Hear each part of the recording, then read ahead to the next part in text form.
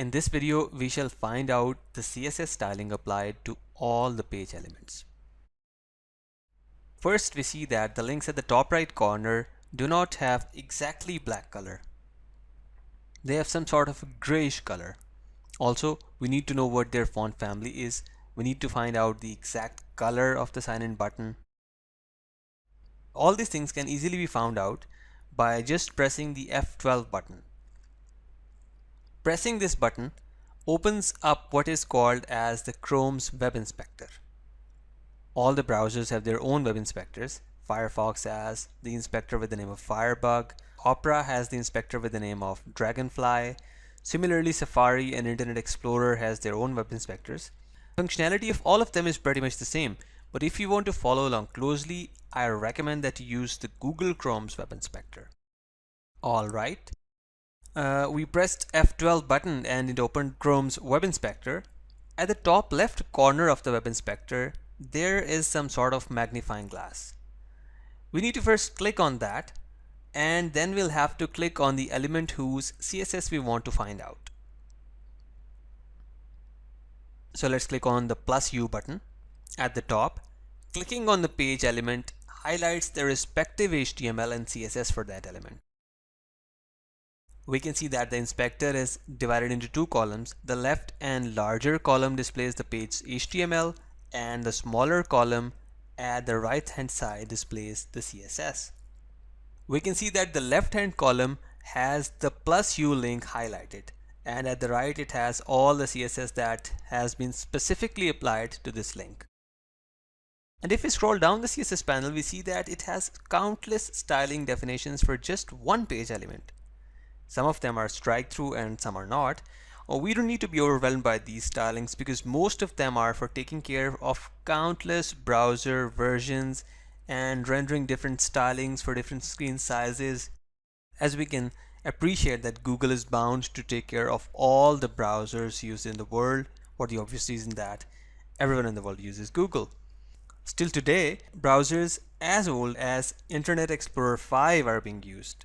And as we know, that latest codes don't work inside those browsers. So Google needs to take care of all those browsers, and it applies all the stylings depending upon the browsers it's being viewed in. Alright. Additionally, there is one other important thing that we need to take care of, and that is the screen size. Every one of us has different screen sizes. Some may have a 14-inch laptop, some may have a 15.6 inches standard screen size, and some may have 17 inches and above LCDs and the likes.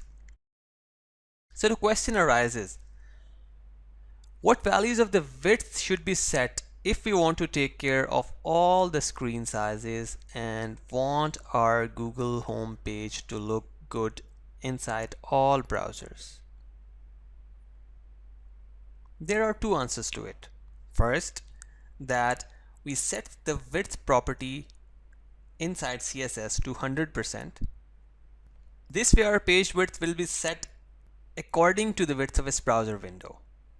For example, the maximum width of our browser window in a particular computer is 1000 pixels. A width of 100 pixels would correspond to a width of 1000 pixels. Similarly, a width of 100% would correspond to a width of 1200 pixels, whose browser width is 1200 pixels. I think you understand what I'm trying to say.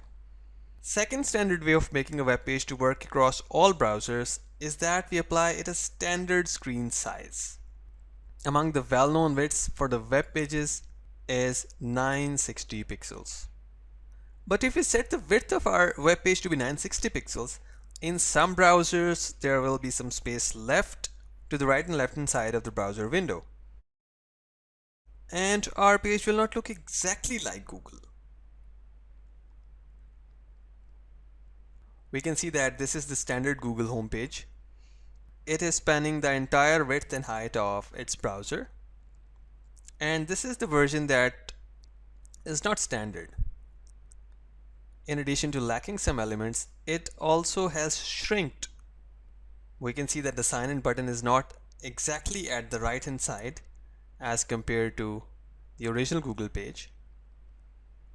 Also, the footer is turned upwards whereas in the standard page, footer is exactly at the bottom. Otherwise, these two pages look exactly the same.